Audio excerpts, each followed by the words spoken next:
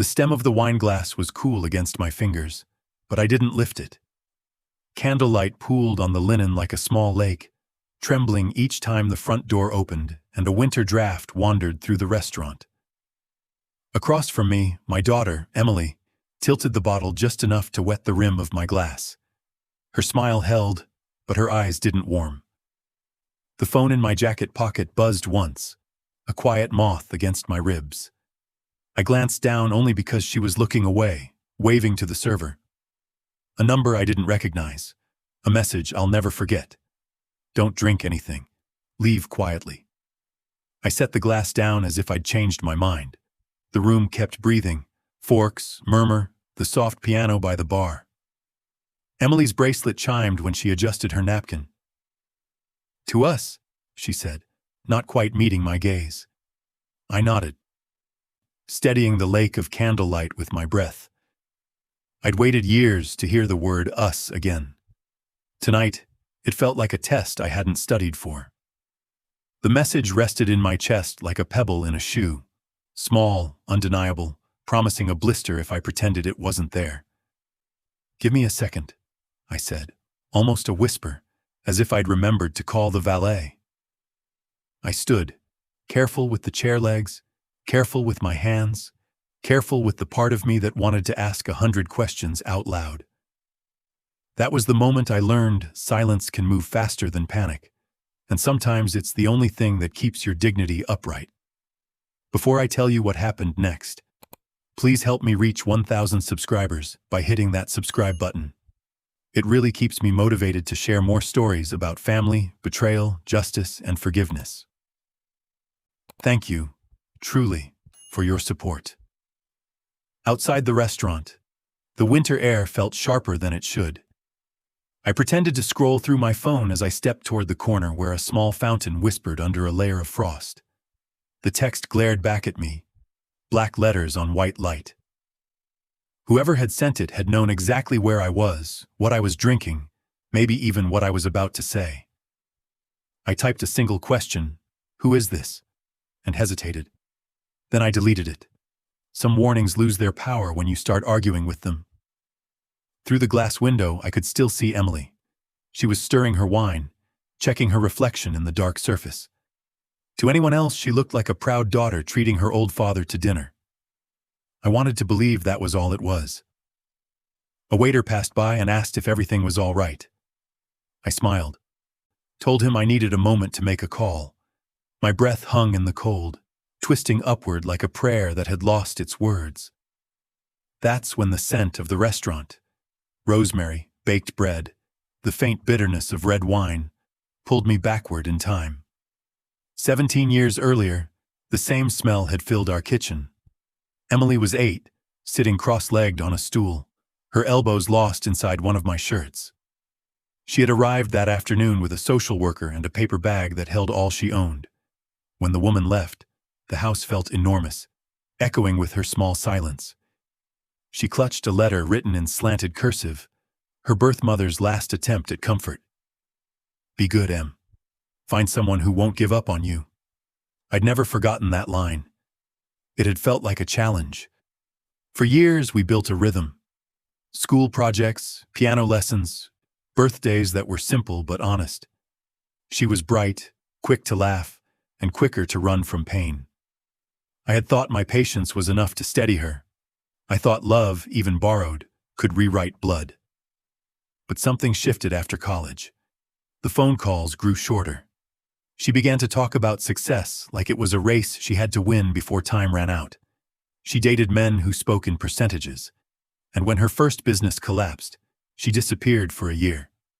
When she came back, she was all smiles, asking for advice, wanting to reconnect. I had waited for that word. The restaurant tonight was her idea. Let's make new memories, Dad, she'd said on the phone, her voice rehearsed but warm.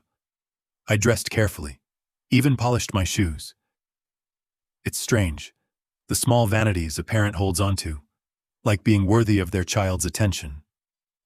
Now, standing outside with the warning still glowing on my screen, I realized how fragile that hope really was. I pressed my hand against the phone. the way you do when you check a wound that hasn't started bleeding yet. Inside, Emily raised her glass toward the empty chair. The candlelight trembled again. I turned away from the window and walked to the end of the block where the night smelled of snow and exhaust. I tried to remember every detail. The wine label, the way she'd insisted on pouring, the faint shimmer of tension around her smile. Not to accuse her, just to understand. I slipped the phone into my coat pocket and pulled out something older, something softer. The folded letter I'd kept all these years. The ink had faded, but I could still read the last line by memory. Be good, Em. Find someone who won't give up on you. I realized that even after everything, I hadn't. When I returned to the table, I told her I'd just checked on a former student who was in the hospital. She nodded politely, uninterested. The bottle stood open, 2 glasses waiting. Everything okay? She asked, lips barely touching the rim of her glass. Fine, I said. I reached for the water instead. The pianist shifted songs, something slow, tender, almost like forgiveness. Emily leaned forward, elbows on the table. I'm glad you came, Dad. I've been thinking a lot about the future. She talked about how lonely success could be, how she wanted to make things right. Each word sounded perfect, and none of them landed. My attention stayed on her hands, on the way her bracelet caught the candlelight when she reached for the decanter again. I smiled when I needed to. I nodded at the right moments.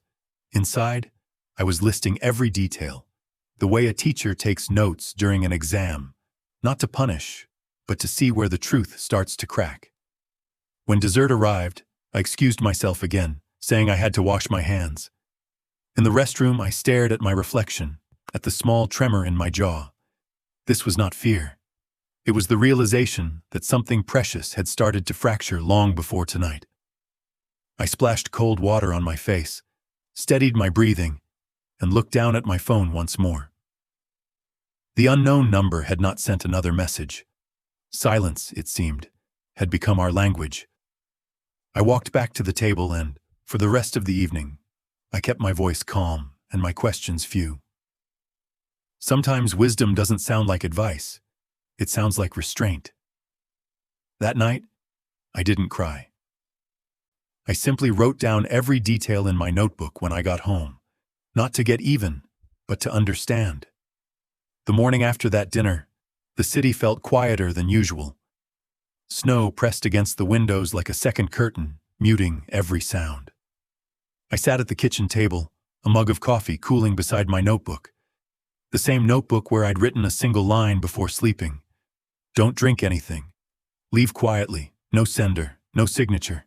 Just a voice in text that knew how to save a life. I stared at the page where my handwriting trailed off. I'd noted the time, the table number, even the label on the wine bottle. Verona Estate, 2015. Old enough to be planned. I wasn't sure yet what it meant. Only that intention had been involved.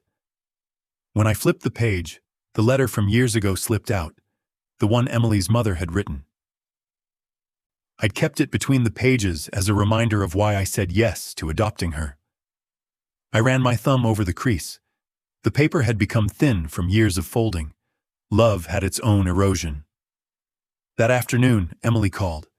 "Dad," she said cheerfully, "I hope you got home safe last night. I was worried about the ice."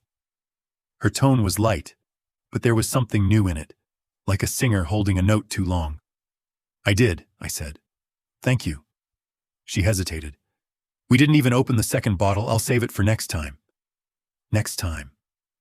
The words landed wrong, heavy. I pictured the unopened wine on her counter and wondered if it had been saved for sentiment or evidence. Then, almost casually, she said, "I've been looking over some of your papers, Dad. The retirement stuff. I think we should update them, just in case anything ever happens." Her voice was still warm, but my body understood before my mind did. That subtle tightening behind the ribs, the pulse rising like an alarm no one else could hear. "I'll think about it," I said softly. "You trust me, right?" I closed my eyes. Trust, such a small word, and yet it can fracture an entire family when dropped. Of course, I said. She laughed, relieved, and changed the subject. When the call ended, I sat for a long time in that silence that follows performance. The echo after a lie told with good intentions. Later that week, I stopped by her apartment under the pretext of returning a scarf she'd left in my car. The hallway smelled of citrus cleaner and fear. I don't know why I noticed the latter. Maybe because it was mine. She wasn't home. But the door across the hall opened. Mrs. Patterson, her elderly neighbor, smiled at me. "Emily told me you were visiting. Such a lovely young woman," she said. "Always bringing packages up for that investment fellow she's working with. Keeps her busy, I suppose." "Investment fellow?" I asked lightly. "Oh yes, tall man, nice suit, always in a hurry. They talk about money so fast I can't keep up. But she seems happy." I thanked her and left. My hand trembled only after the elevator doors closed. Investment. Retirement. Just in case anything happens. Pieces were aligning, but not into a picture I wanted to see. That evening I found myself at my old desk, the same one where I'd graded essays for decades. I opened a fresh page in the notebook. Observations. 1. Unknown message saved my life. 2. Emily suggested updating documents. 3. Possible third party involved. Investment fellow. 4. Motive unclear. Financial, protection, or something worse. I wrote until the lines blurred. My handwriting had changed. Tighter, smaller, more deliberate. It looked like someone trying to hold their breath through ink.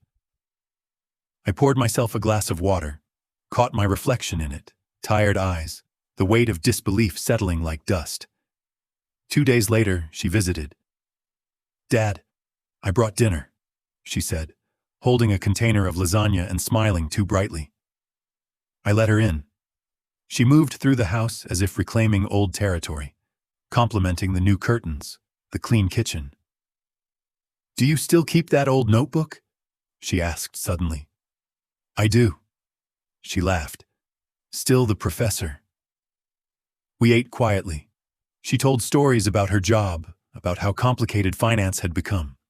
I nodded, adding just enough replies to keep the peace. Then she asked to see the retirement folder again, just to check the details. "I'll bring it later," I said. Her face shifted for a second, annoyance quickly replaced by a smile. "Of course, whenever you're ready." But in that flicker, I saw something raw. Desperation wears many masks. This one looked like affection. That night I sat alone in the living room.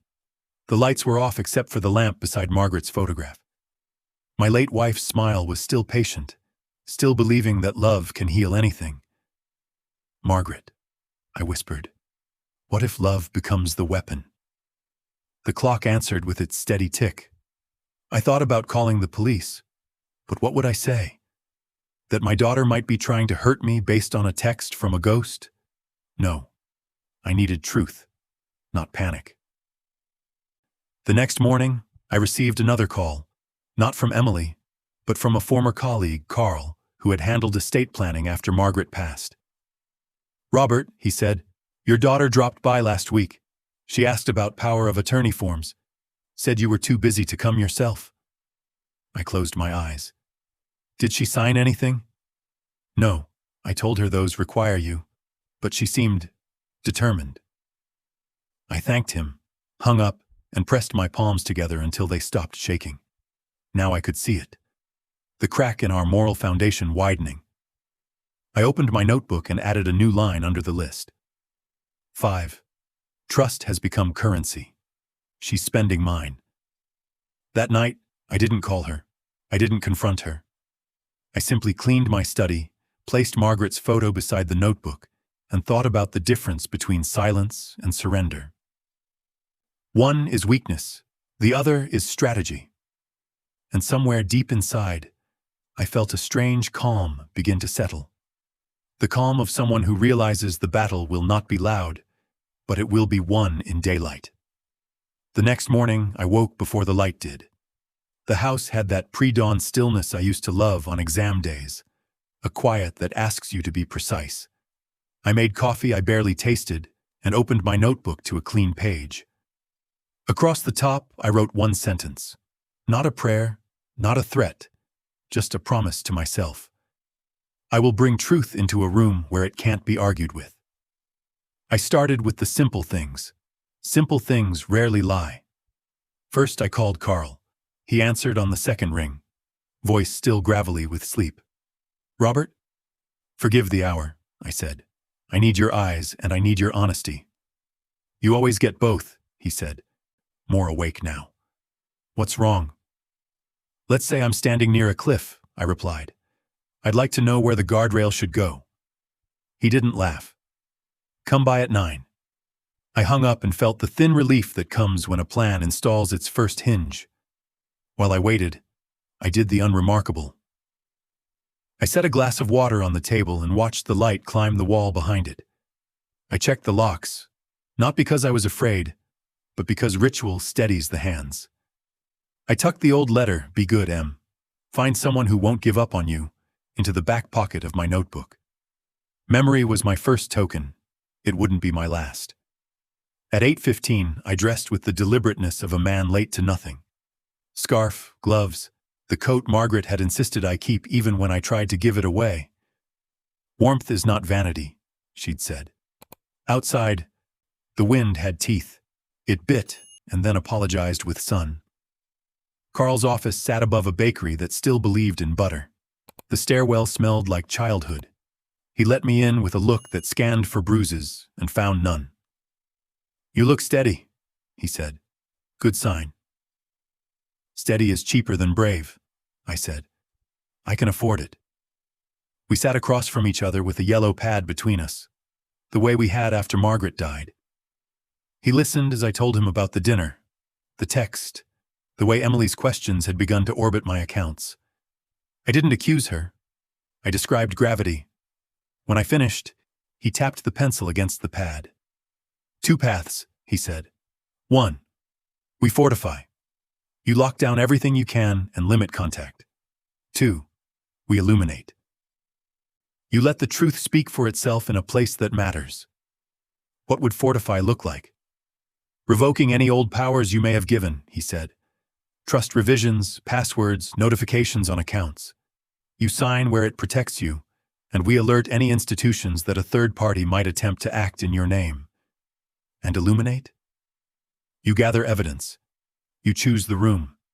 You invite a few witnesses who see you as you are. You let her hear herself. He didn't need to say what I already knew. Illumination requires patience. Fortification could be done by lunch. "We do both," I said. "I will not let fear choose my ethics." Carl's eyes warmed. "That's why I pick up when you call." He spent an hour drafting notices and letters. He slid them across the desk and explained each one. I read them slowly, asked the questions a careful man asks, and signed with a hand that didn't shake. It felt nothing like surrender. It felt like housekeeping. When we were done, he leaned back. "Evidence," he said. "What do you have besides a text?" "Memory," I said. "And an old habit." He raised an eyebrow. I pulled a small recorder from my coat pocket, the kind that hides inside a pen because sometimes truth needs to be invited gently. I set it on the desk. "I used it for interviews at the college," I said. "Oral histories. I haven't used it in years." "Still works?" "Let's find out." I clicked it on and said my name, the date, the time, and a sentence Margaret would have approved of. "We seek clarity, not revenge." The red light glowed as if it believed me. Carl nodded. "Keep the original.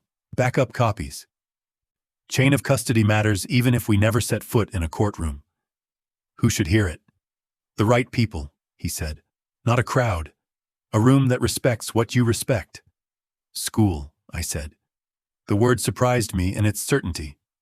"The old auditorium. She loved coming to my lectures when she was little. Wonder in her eyes like bright glass." He smiled, remembering. "You were good in that room." "I wasn't good," I said. "I was decent. Decent travels farther." We agreed on 2 things before I left. He would hold the signed notices in a secure file, and send the required alerts before noon. I would not confront Emily, not yet. Truth can't pick up a chair and swing it. It can only stand where light finds it. On the way out, I bought a loaf of bread from the bakery downstairs and stood outside long enough to tear off the end. Steam lifted into the cold and vanished. Pattern interrupt, I told myself, smiling at the phrase my students used when they discovered metaphor, a small change that resets attention. I needed a dozen of those in the days ahead. I started with the doorbell. That afternoon, I visited Emily, not to question, just to return a scarf she'd given me long ago. She wasn't home, but the building's concierge recognized me and offered to buzz me up. I declined. I left the scarf with a note simple enough to be true. Stay warm. Love, Dad. Then I sat in the lobby for 10 minutes to watch a rhythm I'd never paid attention to. Deliveries, faces, the way the elevator closed on conversations. A man in an expensive coat strode through, nodded at the concierge, and took the elevator without waiting. Mrs. Patterson's investment fellow, perhaps. He held his phone like it owed him money. When I returned home, I set the pen recorder on my kitchen table and practiced what I needed to become. Unhurried, observant, dull enough to be ignored. I tested the device, whispered into it, set it under a cloth napkin, and listened back. The sound was clear enough to make a lie blush. I made a list. Place. Her dining table. Or mine. Or a neutral room where she forgets to be careful. Prompt. Open-ended questions. Let her fill the silence.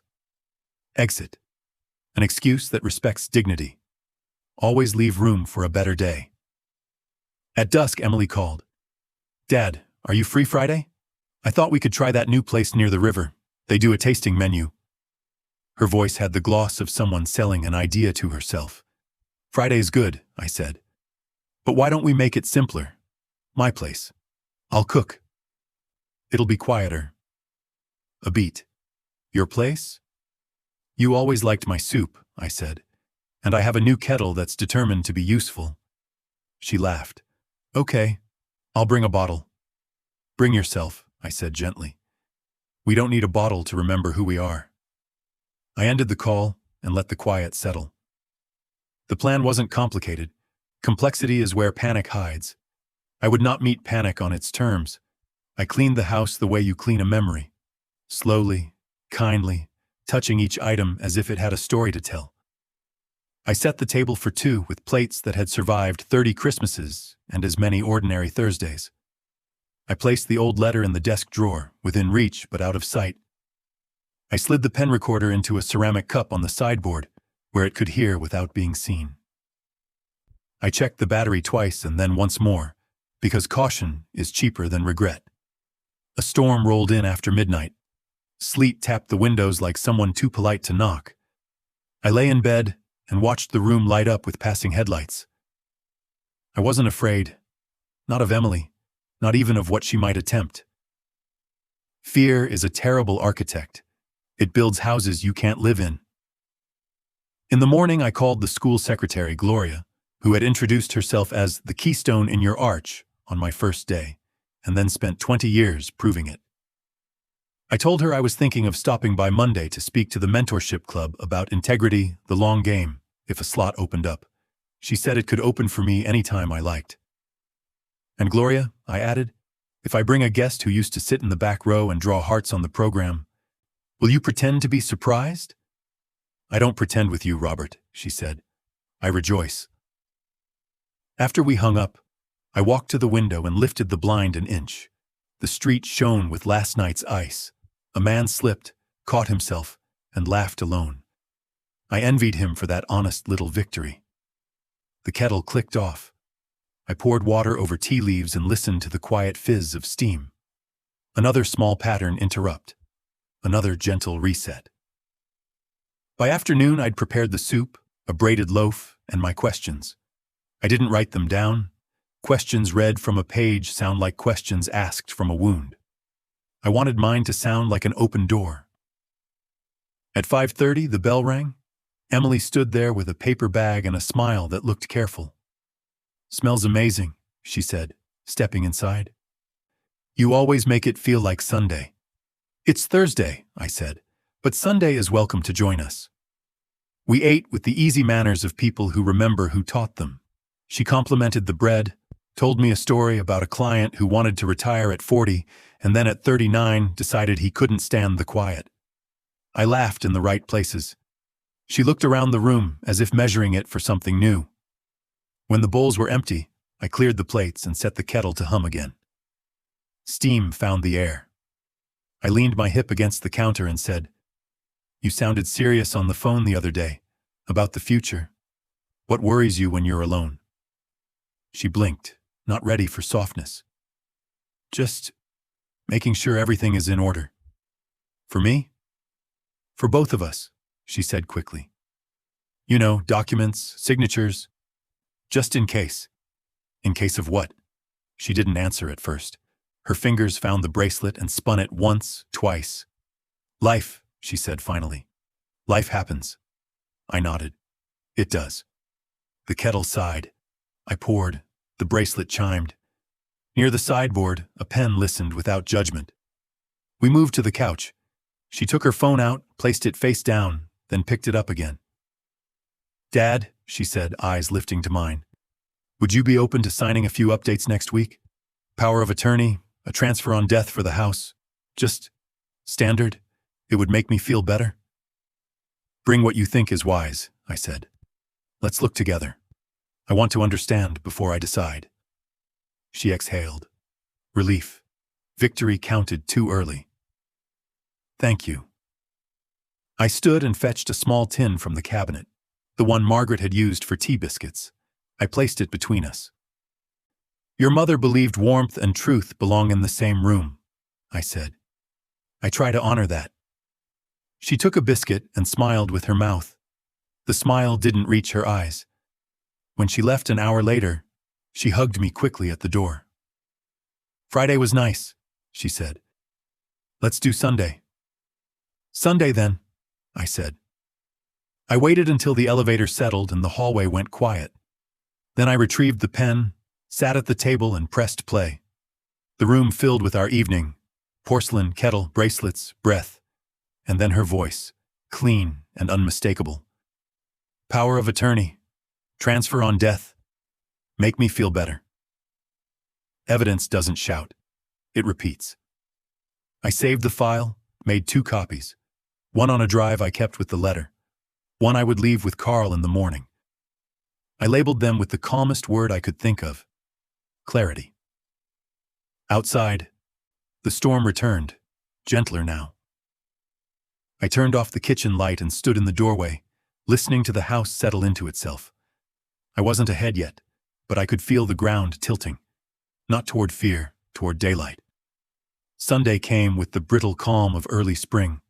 Sunlight pretending to be warm. A wind that still carried February's edge.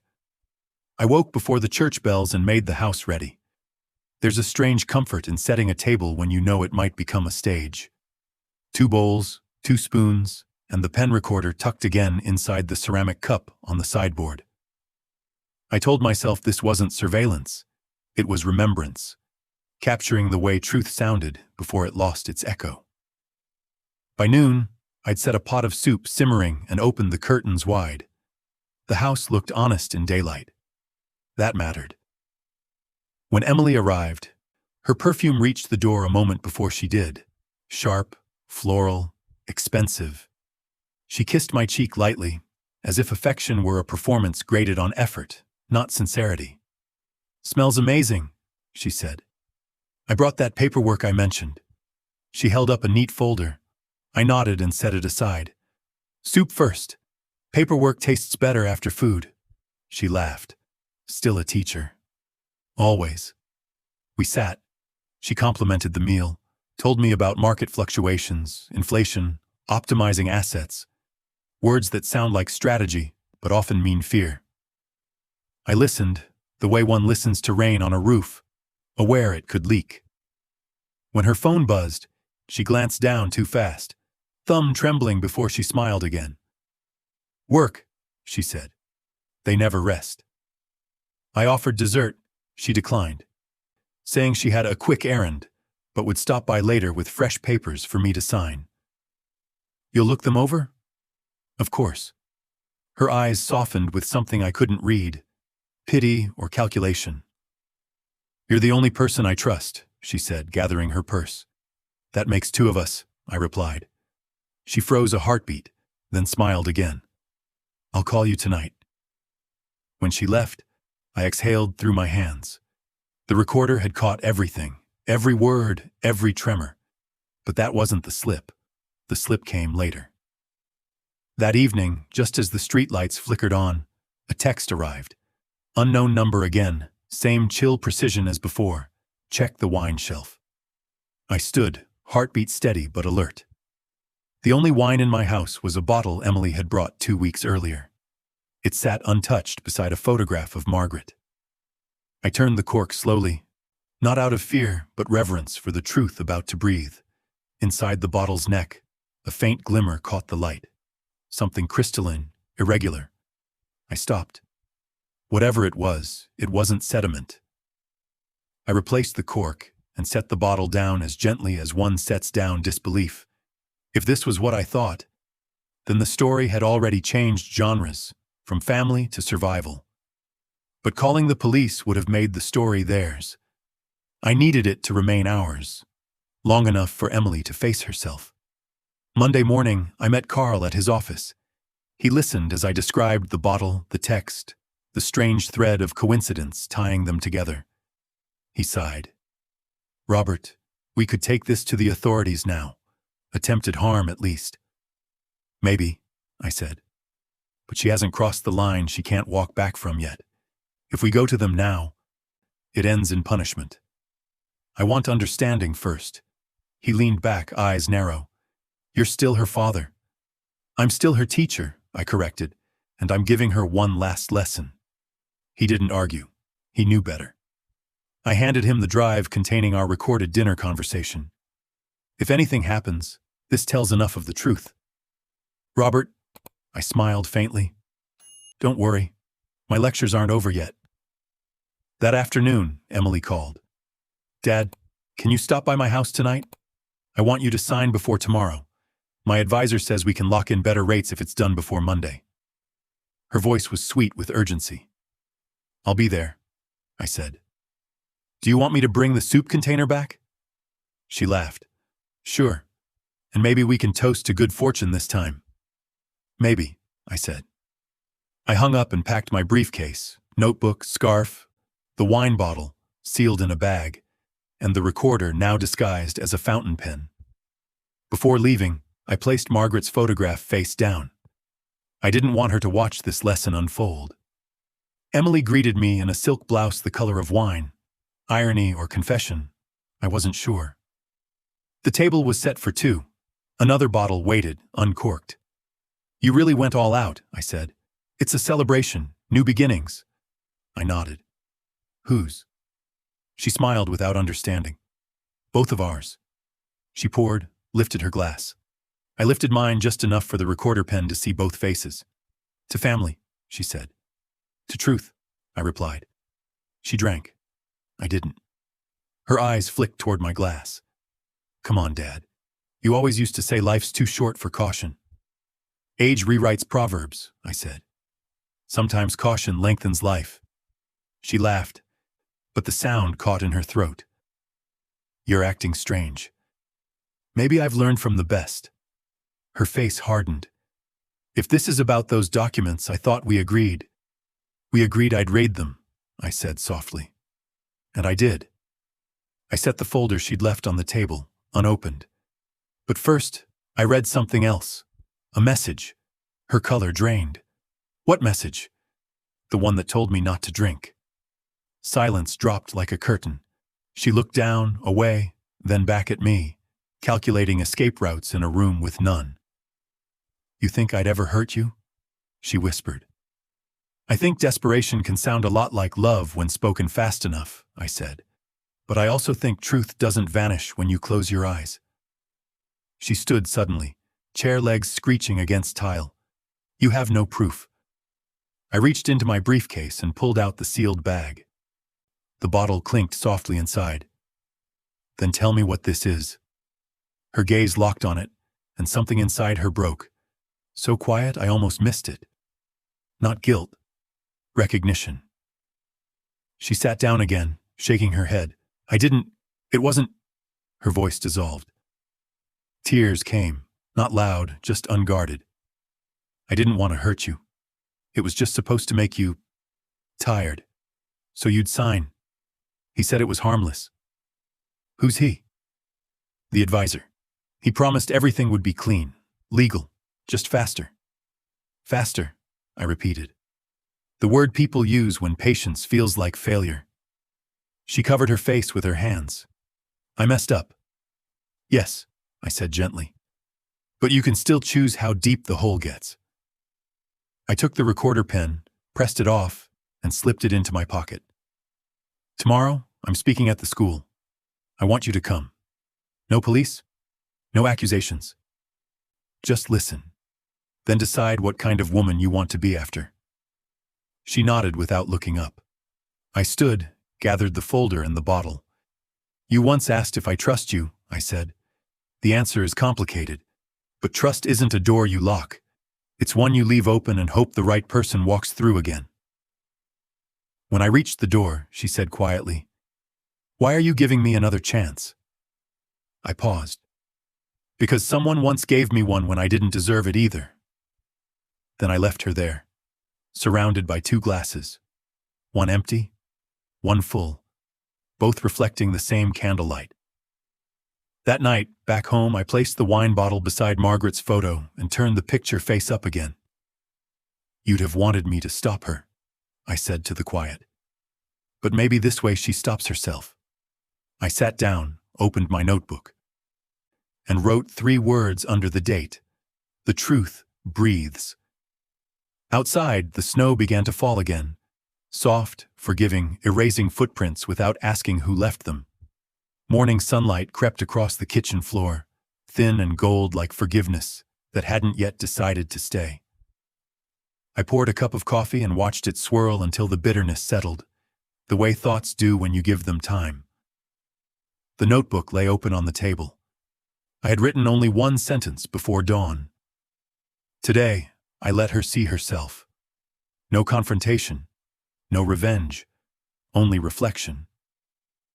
I slid the small recorder pen into my jacket and drove to Carl's office. He was already waiting, leaning against the doorway with that lawyer's look, half concern, half calculation. "Did you get what you needed?" he asked. "Yes," I said, "and more than I wanted." He sighed. "Robert, we can hand it to the police. You have voice, motive, substance. No one would blame you." "I don't want blame removed," I said. "I want understanding restored." He studied me for a moment, then nodded. "You're still teaching, even in crisis." "It's all I know how to do." I handed him a copy of the recording and the sealed bottle. "Keep these safe. I won't need them unless the truth refuses to speak." He slipped them into his safe. "And what happens now?" "I invited Emily to my lecture tomorrow," I said. "I'll tell the story, ours, hers, mine, but without names. The truth will be its own mirror." Carl looked doubtful. "You're betting her conscience will do what the law would have done faster?" "Speed isn't mercy," I replied. "It's noise." The next day, the sky wore a thin veil of cloud. The kind that filters light until everything feels like memory. The old auditorium smelled of dust, varnish, and the quiet hum of nerves. It had been years since I stood behind that podium. Gloria greeted me at the door, arms folded like a proud aunt. "Full house, Professor. You've still got your charm."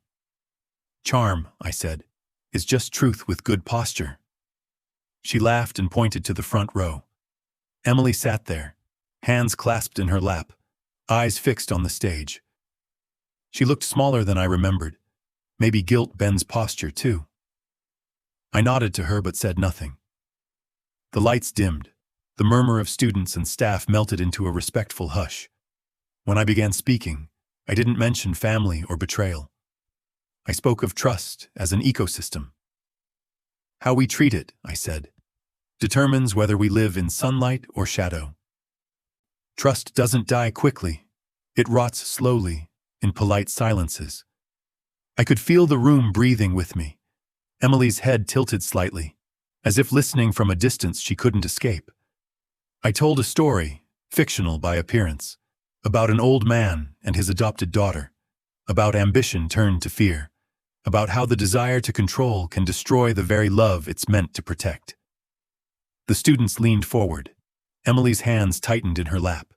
Then I said, when the old man finally faced her, he didn't ask why she'd tried to take what wasn't hers. He asked what she'd lost to believe she had to. That's when she realized she'd stolen from herself first. The room went silent. I let it breathe. I ended with a line that had been circling my mind since the text message. Sometimes the first warning you get is mercy disguised as fear. The wise learn to read it. Applause rose, soft at first, then steady. I thanked them and stepped down. Emily didn't move. Her eyes glistened, not from tears, but from recognition. She knew the story, and she knew I hadn't told it to humiliate her. I'd told it so she could walk out lighter. When the room emptied, she stayed seated. I approached slowly, the way one approaches a wounded bird. You told our story, she said quietly. I told a story, I corrected. The details belong to me. The choices belong to whoever recognizes themselves in it. Her chin trembled. You could have ruined me. Maybe. But what would that teach you? That silence is weakness. It isn't. It's precision. She looked away. I don't know how to fix this. By starting before it's too late, I said. Carl has everything. The law can wait. You can still walk through the open door, Emily. That evening, she came to my house without calling. The sky was streaked orange, like a wound healing. I listened to the recording, she said the moment I opened the door. I heard myself. I hated that voice. Truth often sounds ugly the first time, I said. She stepped inside, holding a folder. I withdrew the documents. I told the advisor I wouldn't go through with it. He said I was stupid. Then you're learning, I said. Wisdom always sounds foolish to someone making money. She smiled faintly. Dad, I don't deserve your patience. Deserve has very little to do with it, I said. Love is stubborn. She handed me the folder, unsigned pages, blank lines where betrayal had been rehearsed. I took them gently, then tore them once, clean through the middle. Her eyes widened. You don't even want to read them. I already have the only version that matters, I said, tapping my notebook. The one written in memory. She nodded, tears finally spilling over. I'm sorry. I know. I motioned for her to sit. There's soup on the stove. Eat before you drive home. While she ate, I sat across from her in silence. The house hummed softly, the way it used to when Margaret was alive. After a while, Emily said, Who sent the messages? I don't know, I said truthfully. Someone who still believes family can be saved. Later that night, after she left, I poured myself a glass of water and carried it to the sideboard. The pen recorder sat where it always did, small and unassuming. I pressed play, not to relive her words, but to listen for the quiet between them. It sounded different now, not like guilt, like relief. I deleted the file. Some truths don't need archives. Then I took out the old letter from Emily's birth mother. I read the faded line again. Be good, Em. Find someone who won't give up on you. I smiled. She did, I whispered. The next morning, I called Carl. It's done, I said. She confessed? Not to me, to herself. It's enough. He was silent for a moment. And the evidence? Gone. You're certain? Yes. If justice is only about keeping receipts, it forgets to be human. He sighed. You've always been the better man, Robert. No, I said. Just an older one. For the first time in weeks, I slept through the night. The house didn't creak as much. Even the air felt lighter, as if forgiveness had weight and was slowly unpacking itself. But I knew the story wasn't over. Truth rarely ends on applause. It ends when someone finally decides to live differently. 2 days later, an envelope arrived in the mail.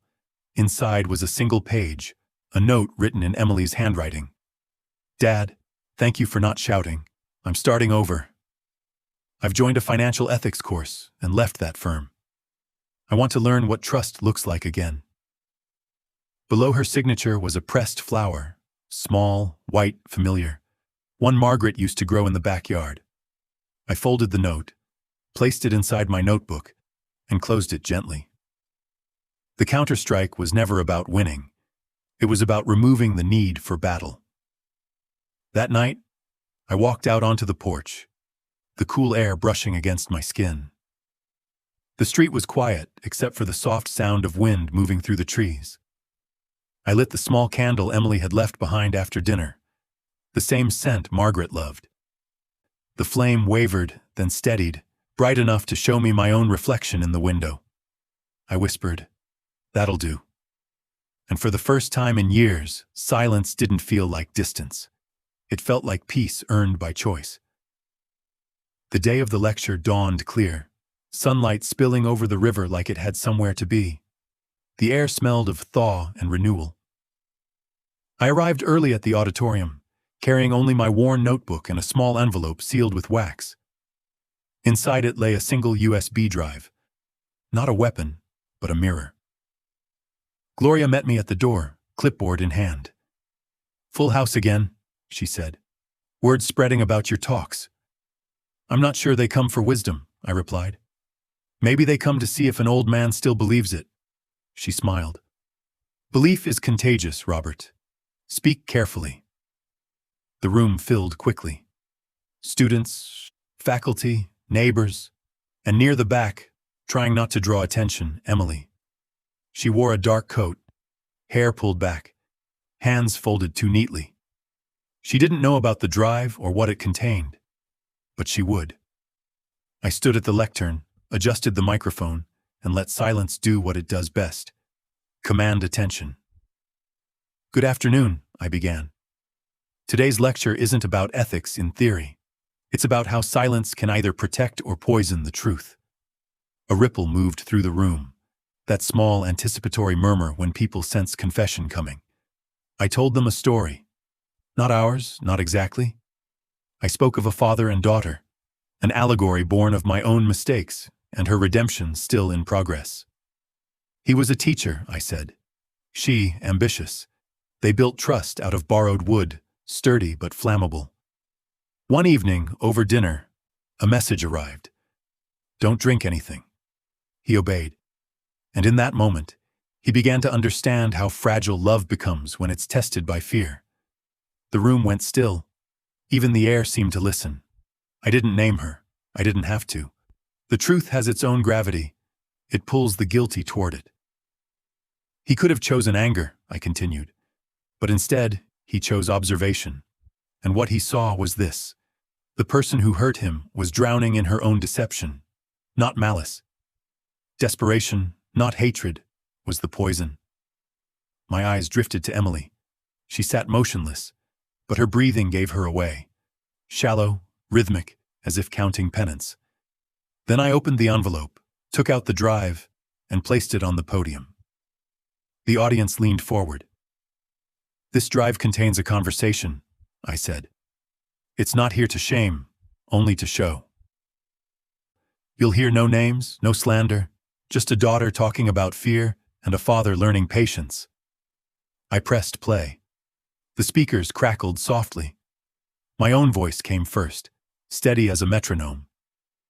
"You sounded serious on the phone the other day, about the future. What worries you when you're alone?" Then hers, trembling slightly. "Just making sure everything is in order. Power of attorney, transfer on death. It would make me feel better." Her words echoed through the auditorium, stripped of context, naked in truth. I paused the playback before it reached accusation. The silence that followed felt thick enough to touch. "People change when they're afraid," I said quietly. "And fear makes fools of the ones who love too much and plan too little. But if fear can corrode trust, Maybe courage can restore it. I closed the drive, slipped it into my pocket, and looked toward Emily. Her head was bowed, shoulders shaking. I continued, my voice softer now. Justice doesn't always require a courtroom. Sometimes it requires a room full of witnesses willing to see, not the crime, but the confession. Applause didn't come right away. It crept up slowly, like dawn over water. Afterward, students approached me with questions about ethics, forgiveness, self-control.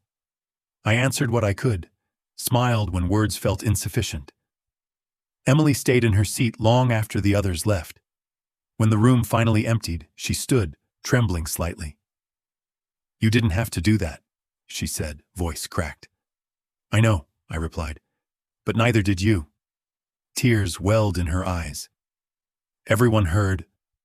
"No one heard your name," I said. "They heard a warning and a possibility. The rest is yours to decide." She stepped closer. "What if I can't fix it?" "You already started," I said, handing her the USB. "Keep it. Delete it. Listen until it hurts less. It's yours now." She held it like a fragile relic. "Why give me the proof?" "Because forgiveness begins when evidence stops being ammunition," I said. She nodded slowly. "Dad." "Yes?" "I don't know if I deserve you." I smiled faintly. "You don't. And neither did I deserve Margaret. But grace isn't earned. It's recognized." We left the auditorium together, our shadows walking side by side down the hallway. The afternoon light poured through the tall windows, breaking into prisms across the floor. Outside, the campus bell tolled 4 times. Each note felt like a closing chapter. "Do you remember the first time I brought you here?" I asked. "I was 10, she said.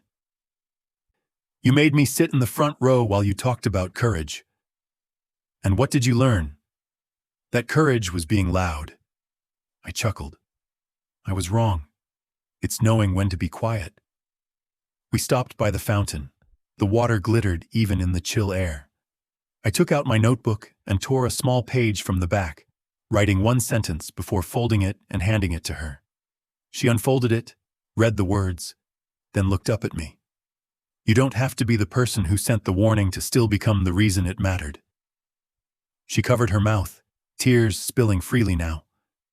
"Was it you? Did you send that text?" "No," I said.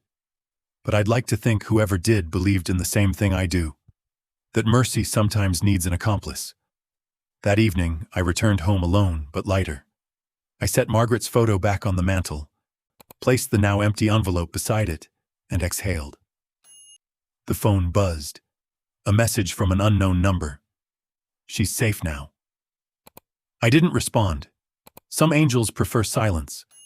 I poured tea, sat by the window, and watched the streetlights blink awake. Across the way, a mother guided her child by the hand through the snow, their footprints perfectly aligned. That was justice enough for me.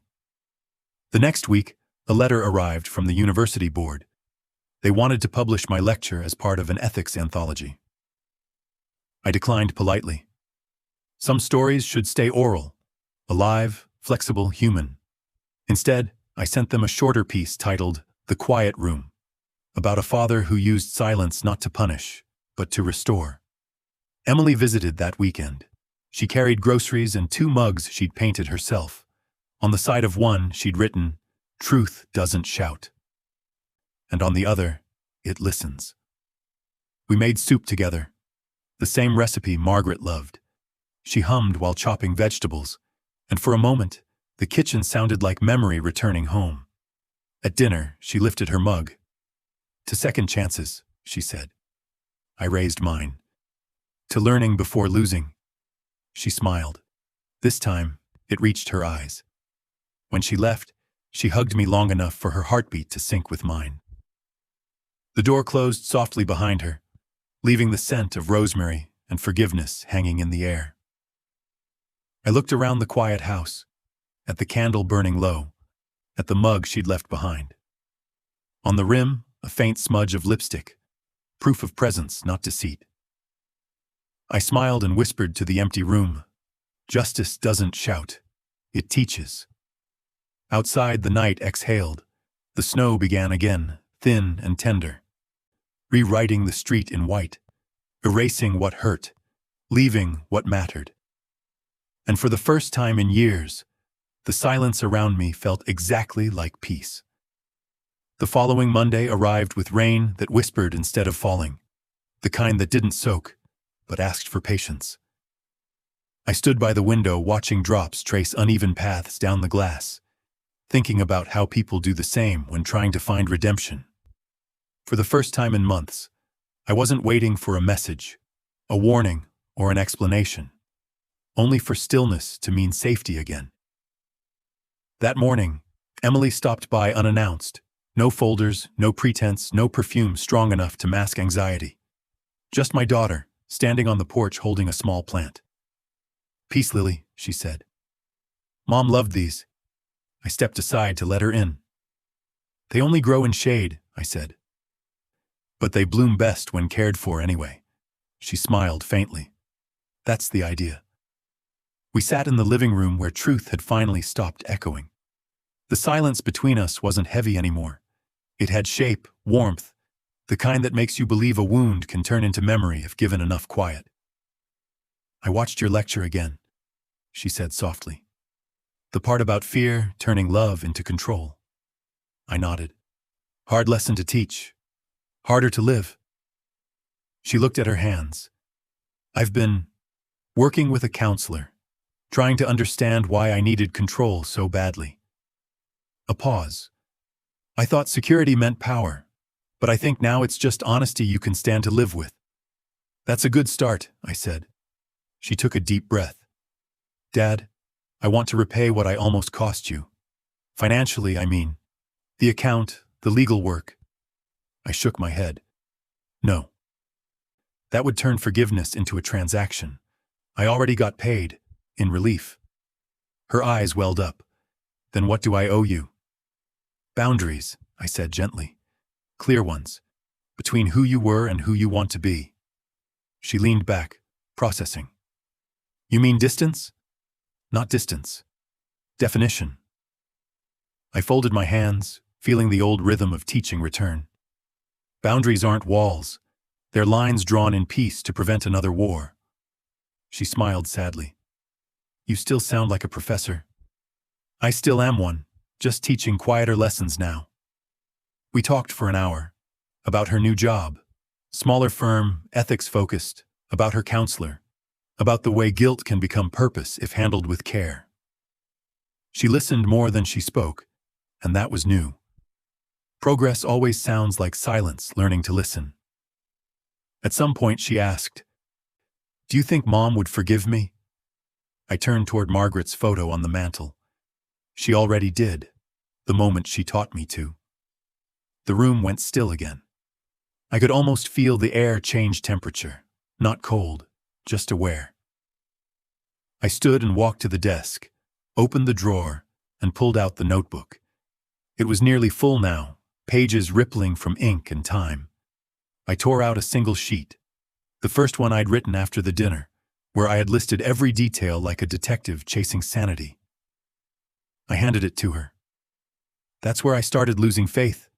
Keep it, to remind yourself how fast fear can write stories that love never meant to tell."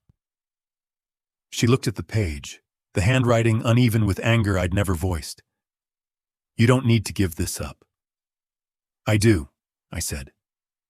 "Because boundaries also mean knowing when to stop rewriting the past." We shared lunch after that. Soup again, lighter this time, more herbs, less history. When she reached for the salt, I noticed her hands had stopped trembling. Between bites, she said, "Dad, what happens next? I mean, for us." "Next?" I smiled. "Next, we live ordinary days, the kind we never learned to appreciate when life was dramatic." She laughed softly. "You really believe we can be normal again?" "No," I said. "But we can be better than normal. We can be aware." When she left, she hugged me longer than usual, the peace lily between us like a shared promise. As she walked to her car, she turned back once. "Thank you for not disowning me," she said. "I thought about it," I replied honestly. "But then I realized love doesn't revoke, it recalibrates." She smiled through tears, and for the first time, it wasn't the smile of someone seeking permission. It was one learning peace. That night I sat by the window again, rain easing into mist. I wrote in the notebook, the last page this time. Forgiveness isn't forgetting. It's remembering differently. Boundaries aren't punishment. They're protection for both hearts. Then I closed the cover, not as an ending, but as a door gently latched. The next morning, the house felt alive again. I watered the peace lily, wiped the table clean, and brewed coffee that didn't taste like contemplation. Carl called later. "How's your student?" he asked. "Graduated," I said with a smile. "With honors in honesty." He laughed. "That's a rare degree. I intend to frame it." In the afternoon, I walked to the park where Margaret and I used to feed the ducks. I brought the page I'd given Emily. She had folded it into a heart and left it on the table. I tore it once more and let the wind take it. The paper drifted over the pond, settling softly on the surface before sinking. The ripples spread outward, gentle, deliberate, exactly how healing should. That evening, a text arrived. "Dinner tomorrow? My turn to cook. Promise, no surprises, just spaghetti."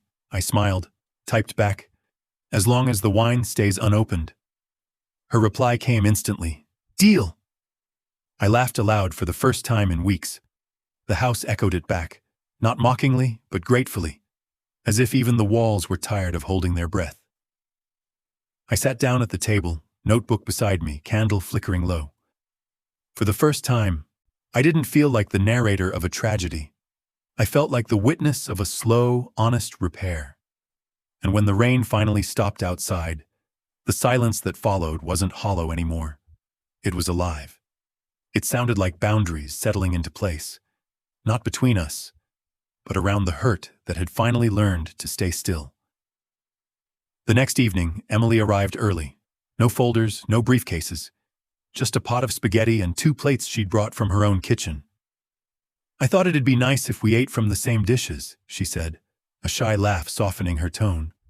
"They survived my college apartment, so I figured they're strong enough for us." I smiled. "If they're anything like you, they'll be fine once they stop trying to be unbreakable." She looked up at me, half surprised by the kindness. Then she laughed, not the careful laugh of guilt, but the unguarded one of a daughter being seen. We cooked together in quiet rhythm. The sound of boiling water, the clink of spoons, the faint hum of the radio. All of it felt like therapy no one needed to announce. When she spilled sauce on the counter, she grabbed a towel too fast. "Leave it," I said. "Mess means we're living." We ate at the same table where everything had once fallen apart. No hidden recorders this time. No bottled suspicion sitting between us. Only the steam of warm food and the kind of silence that didn't require interpretation. "Dad," she said after a while, twirling her fork. "You said something last week I can't stop thinking about." "Oh?" "Boundaries aren't distance. They're definitions." She looked up. "I think I finally get it. I kept confusing control with care. You let go, and somehow that was the first time I felt trusted." I smiled. "Control is fear in disguise.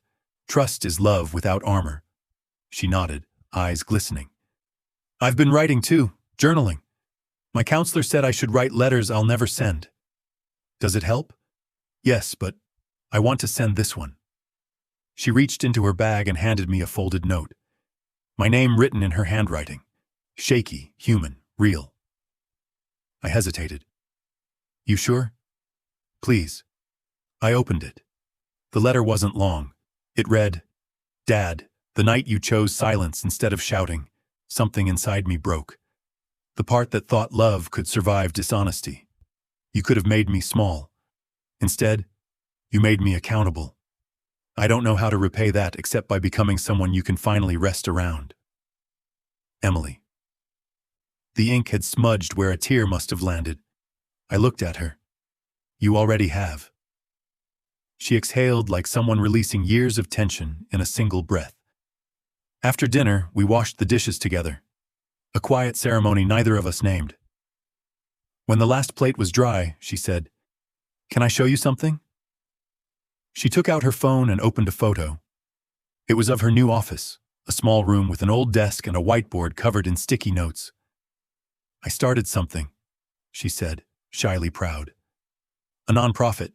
Financial literacy for women leaving abusive relationships. I called it the Second Ledger."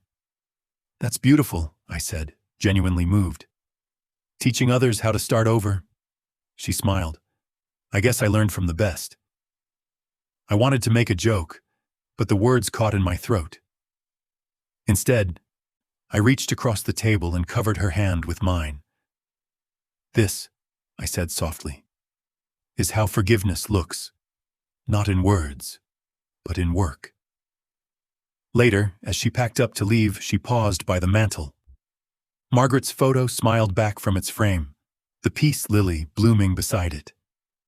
Emily touched one of the white petals gently. "Mom would have handled this better than I did." "No," I said. "She would have prayed for you and waited. I just learned to do both." She laughed quietly, wiping her eyes. "I'm trying, Dad." "I know," I said. "And that's enough." She hugged me, not out of apology this time, but gratitude. It was the kind of hug that didn't promise perfection, only persistence. After she left, the house felt full, not empty. I cleaned the table, washed the last glass, and found the letter she'd written still sitting beside my plate. I folded it carefully and slipped it into my notebook, between the first and last pages. The beginning of fear, the end of forgiveness. That felt right. Then I made tea and walked to the porch. The evening air was cool, heavy with rain that hadn't fallen yet. Across the street, the neighbors' lights flickered. A family eating dinner, laughter spilling through open windows. For the first time, I didn't feel like an observer of life. I felt like part of its quiet restoration. I took out a small key from my pocket, one Emily had given me years ago to her old apartment.